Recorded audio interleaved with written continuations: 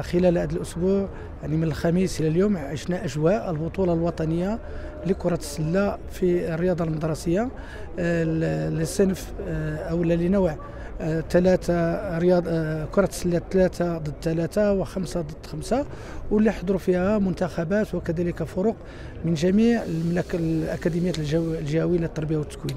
وما تعرفوا بأن الرياضة المدرسية أولا الهدف ديالها هو أن كل جميع يمارس واحد الرياضة المفضلة ديالو حسب القدرات ديالو، وكذلك أنه يتبارى ويعيش لحظات ديال البطولات والمنافسات، مما انه يحس الاداء ديالو وكتعطى كذلك يعني تكون عطى صوره متميزه للتلاميذ باش يمارسوا هذه الرياضات، علما ان هناك نوعين من البطولات، بطوله خاصه بالتلاميذ المنتمين للنوادي وبطوله خاصه بالتلاميذ غير المنتمين للنوادي.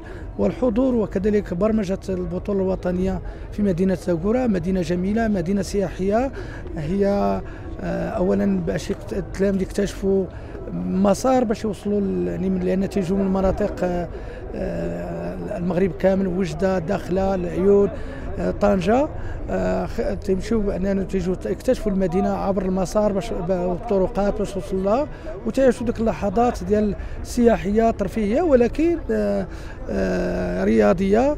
والحمد لله يعني لا من ناحيه ظروف الاقامه ولا يعني ظروف كانت متميزه في منطقه سياحيه، فضاء سياحي، واللي خلاهم عاشوا واحد اللحظات بل ما قدرتش نحكم، ولكن كانت سعاده كبيره عندهم وتيدوروا في المدينه وجاو يتفرجوا.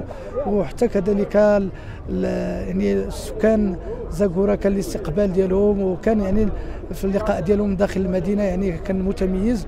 وزاكورة تبقى مدينه جميله، مدينه سياحيه، يعني الزياره ديالها يعني لابد منها وخصنا نعرفوها، وفعلا الناس عارفينها وعارفين اكثر. السلام عليكم، معكم مهدي بوصابون، ثاني ولد احمد النصر التاهيليه، جهه درعا فيلات مدينه زاكورة، الفائزين بالبطوله الوطنيه كره السله 5-5 للجميع، رياضه للجميع.